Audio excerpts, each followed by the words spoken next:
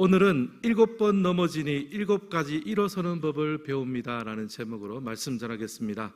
먼저 사진을 한 장 보도록 하겠습니다. 항구에 배가 있어요. 이 항구가 물결이 있습니까 없습니까? 없죠. 너무 잔잔하게 항구의 배가 평안하게 있습니다. 배가 파도를 만나지 않으려면 항구에 이렇게 정박하는 것이 맞습니다. 근데 문제가 있어요. 뭐냐 하면, 어떤 문제냐 하면, 배의 존재 목적은 항구에 편안하게 있는 것이 목적이 아니에요. 배는 어디를 항해하기 위해서 있습니까? 바다를 항해하기 위해서 있는 거죠. 사람과 물자를 싣고 바다를 건너 또 다른 목적지에 도달하기 위해서 배가 존재합니다. 그러니까 배가 파도 만나는 것이 싫다고 항구에게만 있겠다고 하면 그 말이 안 되는 거예요.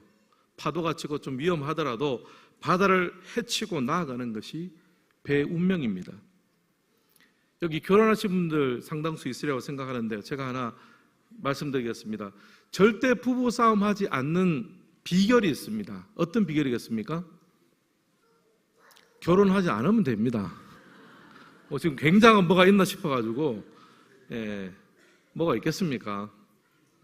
근데 부부싸움만 하려고 결혼 안 하겠다, 배탈이 안 나기 위해서 밥을 안 먹겠다, 이 말이 안 되는 거잖아요.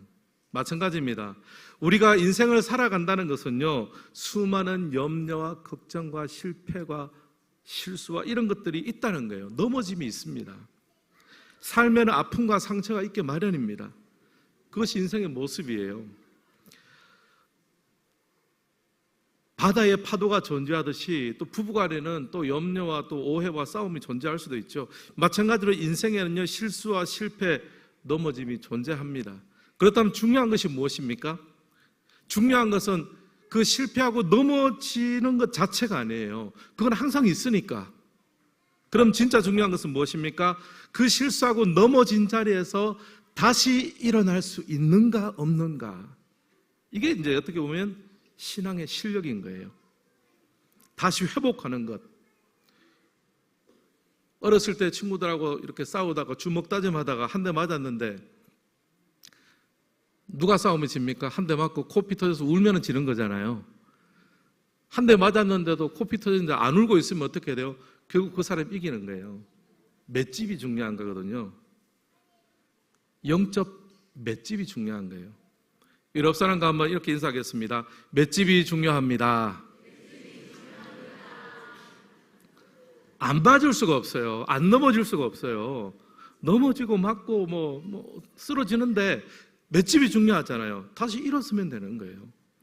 여러분, 유명한 권투 선수 중에 무하마드 알리 있잖아요. 나비처럼 날아서 벌처럼 쏜다. 강펀치의 소유자입니다. 근데 실제 그의 경기 장면을 보시면요, 주먹도 많이 내지만요, 알리가 맷집이 세요. 맷집이 굉장히 셉니다. 실제로 상대의 강펀치를요, 가드로 올려서 막으면서 잘 버텨요. 다른 사람 같으면 이 정도면 막 쓰러지고 그러지 않을까 싶은데 그게 아니에요. 알리는요, 잘 버티는 맷집이 좋은 사람이었습니다. 상대방의 허점을 여러분, 오늘 새학기 축복 기도 아닙니까? 괜찮습니다. 집에 애 키울 때는 그렇습니다. 자, 여러분 저도 이제 약간 땀을 흐르긴 하지만 괜찮습니다. 자, 오늘 새학기 축복 기도로 왔으니까 박수 한번 쳐줍시다. 격려로. 안 나오고 집에서 우는 것보다 여기서 소리 치는 게 나아요. 자, 이제 알리를 보니까요, 알리만큼 강펀치를 가진 사람은 많았어요. 근데 알리만큼 맷집이 좋았던 사람은 적었습니다. 알리는 주먹이 세서 챔피언이 된 부분도 있지만 일면은 맷집이 좋아서 챔피언이 됐어요. 챔피언은 한 대도 안 맞는 사람이 아니라 맞아도 잘 버텨내는 사람입니다. 오늘 성경을 보면요, 의인과 악인의 차이를 이렇게 이야기하는데요, 16절 말씀 우리 같이 한번 읽겠습니다. 시작. 대저 의인은 7번 넘어질지라도 다시 일어나려니와 악인은 재앙으로 말미암아 엎드러지느니라. 아멘. 여기 보면 의인과 악인을 나누는데요, 의인은 어떤 사람입니까? 7번 넘어지더라도 다시 일어나는 사람, 하나님의 은혜, 하나님의 힘을 공급받아서 다시 일어나는 사람입니다. 7번 넘어지는 건 똑같아요. 근데 다시 일어난다는 거예요. 하나님의 도움으로 말미암아 7번 넘어져도 다시 일어나는 것, 그것이 바로 잠언 이 지혜서가 말하는 의인 중에 한 모습입니다. 반대로 악인은요, 재앙으로 말미암아 엎드러진다고 했습니다. 잘 나가다가도요, 자기 힘과 자기 능력을 의지하고 나가니까 한 번의 사건에 빵 하고 넘어지는 것이 바로 악인입니다. 다시 일어나지 못해요. 여러분, 우리 삶에도 넘어짐이 있습니다. 실수도 있고 실패도 있습니다. 때로는 원하는 대학에 못 들어가기도 하고요, 취업 때문에 오래 고민하기도 합니다. 결혼이나 사업과 또 자녀 양육, 은퇴 준비, 건강, 무엇 하나 쉬운 일 없습니다. 그러나 우리가 믿고 의지하고 주님께서 우리 힘과 능력을 주실 때 넘어져도 다시 일어날 수 있는 영적 맷집의 사람이 되기를 주님의 이름으로 축원합니다. 두 가지 이 영적 토양이 우리에게 필요한데요, 영적 맷집을 키우려면요, 먼저 첫 번째는요, 실패를 용인하는 분위기가 필요합니다. 1번 함께 읽겠습니다. 실패를 용인하는 분위기. 의인이 7번 넘어지더라도 다시 일어난다고 했는데요, 그 공동체와 사회 분위기도 중요한 거 아닙니까? 7번 넘어져도 7번의 실패를 결국 용인해 줘야지 일어설 수 있는 기회를 주는 거잖아요. 한 번만 넘어져도 너는 실패자야, 너는 안 돼, 이렇게 끝내버리면은 도전의 기회도 가질 수가 없습니다. 여러분 기억하십시오. 하나님은 완벽한 사람들을 모아서 일하지 않으십니다. 7번 넘어지자도 하나님은 다시 일으키셔서, 다시 회복시키셔서, 다시 고치셔서 사용하시는 줄 믿습니다. 베드로가 그랬잖아요. 예수님을 3번이나 부인했는데도 다시 예수님께서 그를 찾아오셔서 네가 나를 사랑하느냐 3번 물으시고 그의 실패를 용인해 주시고 감싸 주시고 다시 이렇게 세워주셨습니다. 예전에 말씀드렸는데요, 레미제라블이라는 빅토르 위그의 소설이 있습니다. 장발장, 우리 어린 친구들 알 거예요. 근데 이 장발장이 빵 하나를 훔쳐가지고 감옥에 갇혔습니다. 근데 이제 자꾸 탈출을 여러 차례 시도하다 보니까 19년까지 이제 복역을 하게 된 거예요. 근데 당시에 프랑스는요, 혁명의 시대였습니다. 근데 혁명이 끝나고 또 다른 사람이 바뀌고 시스템이 바뀌면은 완전히 달라질 줄 알았는데 왕정이 무너지고 공화국이 왔는데도 똑같아요. 서로 헤게모니 싸움을 하고 주도권 싸움을 하는 거예요. 저자는요, 여기서 빅토르 위고는 한 가지 질문을 던집니다. 이게 뭐냐 하면은 이 정말 어려운 사회를 혁명과 사회 개혁으로 대표되는 그런 무브먼트, 운동으로 바꿀 수 있는가? 인간의 삶을 그러한 무브먼트와 운동으로 구원할 수 있는가? 그 질문을 던지는 거예요. 주인공은 장발장은요, 출옥 후에 전과자라는 딱지 때문에 일자리를 구할 수 없었습니다. 어디 가 있을 때도 없고 하니까 미리엘 주교가 장발장을 거둬줬습니다. 그런데 장발장은 또 자기 살 길을 찾기 위해서 돈이 될 만한 은식기를 훔쳐서 도망칩니다. 다시 잡혔어요.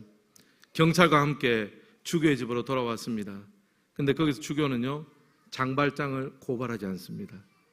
오히려 주교가 이렇게 말합니다. 장발장, 내가 그것만 준 게 아니라 여기 있는 다른 것도 줬는데 왜 그것만 가져갔어? 왜 이거 더 가져가지 않았어? 주교가 베푼 이 용서가요, 장발장에게 완전히 새로운 삶을 줍니다. 빅토르 위고는요, 인간의 변화는 외적인 혁명이나 새로운 무브먼트가 아니라 십자가의 사랑과 용서에서 일어난다는 것을 우리에게 보여주고 있는 거예요. 여러분, 저는 우리의 가정과 우리의 교회, 우리의 삶의 모든 현장 속에서 이 십자가의 사랑과 용서와 허물을 덮어주는 은혜가 우리의 삶 가운데 흘러넘칠 수 있기를 주님의 이름으로 축원합니다. 그러면 생각하면요, 교회는 완벽한 사람들이 모인 것이 아닙니다. 오늘 우리 어린 친구들 와서 예배드리니까 우리 어른들만 모였을 때는 너무 조용하고 차분하고 더 격렬해 보일 수 있지만, 여러분, 어린 친구들이 모여서 이렇게 예배드리니까 우리 교회에 미래가 있는 거잖아요. 집에서 그냥 혼자 조용하게 노는 것보다 같이 예배드리면서 시끌시끌 하더라도 이게 얼마나 좋습니까? 서로 간에 용인해주고 용납할 수 있다는 것, 서로 불완전하지만 서로를 덮어줄 수 있다는 것, 바로 그것이 영적인 맷집을 길러준다는 거예요. 사랑하는 성도 여러분, 하나님 우리에게도 마찬가지입니다. 하나님 우리에게 다시 기회를 주시는 분입니다. 실패를 통해서도 우리의 삶을 깊게 만드시고 다시 일어서게 하시는 분인 줄 믿습니다. 그 하나님께서 우리의 가정과 한국교회와 우리 자녀들과 우리의 삶 가운데 영적인 토양으로 다시 일어설 수 있는 하나님의 영적인 맷집을 허락하실 줄을 믿습니다. 옆 사람에게 이렇게 인사하겠습니다. 7번 넘어져도 다시 일어설 수 있습니다.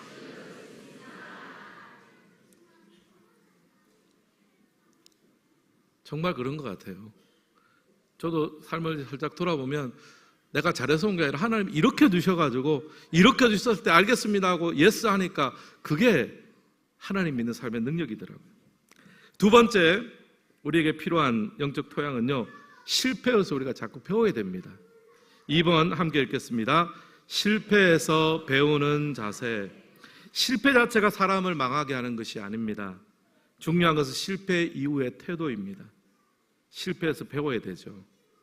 실패에서 배우는 사람이 성장하고 커집니다. 중요한 것은 7번 넘어졌다는 것이 아니라 다시 7번 일어나면서 배우는 거잖아요. 내가 7번 넘어진 이유도 배우고 다시 7번 일어설 수 있는 법도 배울 수 있습니다. 실패해서 배워야 돼요.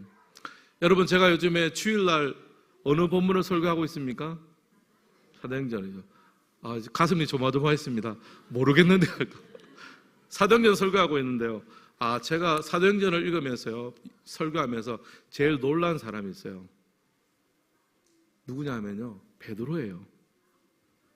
여러분, 베드로 사도가요, 사도행전 그 초기에 보면 정말 중요한 순간순간마다 설교를 합니다. 성령 강림이 임했을 때 이 성령 강림의 사건을 어떻게 우리가 해석해야 될까? 그럴 때 베드로가 나서가지고 그것은 이런 것이다.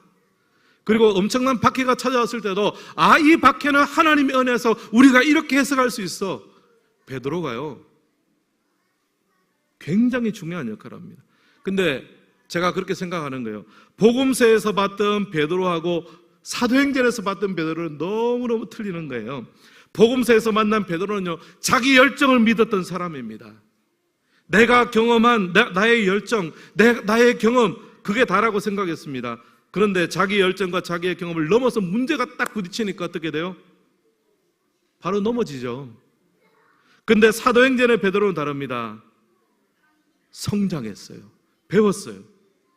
예수님의 부활과 승천의 사건을 중심으로 해서 구약 성경을 공부한 것 같아요. 다시 정리하면서 자신의 열정과 경험의 반석이 아니라 하나님의 말씀의 반석 위에서 자신의 삶을 정리하고 사도행전의 그 모든 사건들을 해석해 주었는 거죠. 베드로는요, 분명히 자신의 실패 속에서 배운 사람입니다. 내 열정, 내 경험만으로는 안 되겠구나. 요엘서를 묵상, 하나님의 말씀을 묵상하면서 실패를 통해서 배운 거죠.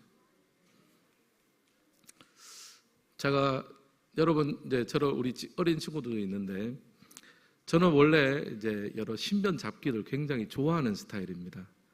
요즘 목회하느라 잘 못하고 있어가지고 좀 손이 건질건질하긴데, 저는 예전에 바둑 같은 것도 굉장히 좋아했고, 또 소시정에는 당구도 잘 쳤습니다. 여러분, 원하시는 친구들 있으면 한번 오세요. 제가 누구한테 지고 다닐 사람이 아닙니다. 그리고 농구도 잘했어요. 대학생 때는 농구. 그래서 신학대학원에 가서 제가 농구 동아리도 만들어가지고 같이 그렇게 했습니다. 그 중에서 거의 잘 못하는 이유가 뭐냐, 시간을 너무 많이 잡아먹어서 그래요. 요즘은 시간을 많이 잡아먹기 때문에 잘 못합니다. 근데 바둑에요, 제가 뭐 그런 수준까지는 안 됐지만 바둑에는 복기라는 게 있어요. 두 사람이 바둑을 딱 두잖아요.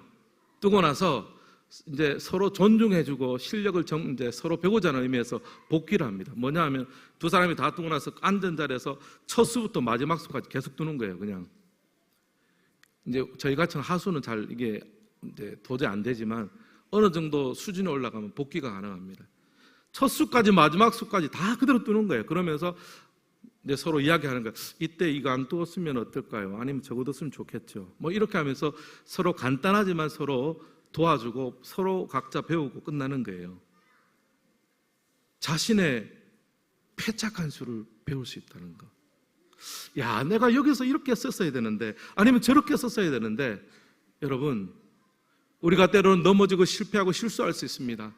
그러나 그 자리에서 멈추지 마시고 복귀하고 돌아볼 수 있는 것은 굉장히 중요한 거죠. 저도 이 부분을 이제 저에게 좀 적용하기 위해서 종종 제 설교를 들어보기도 합니다.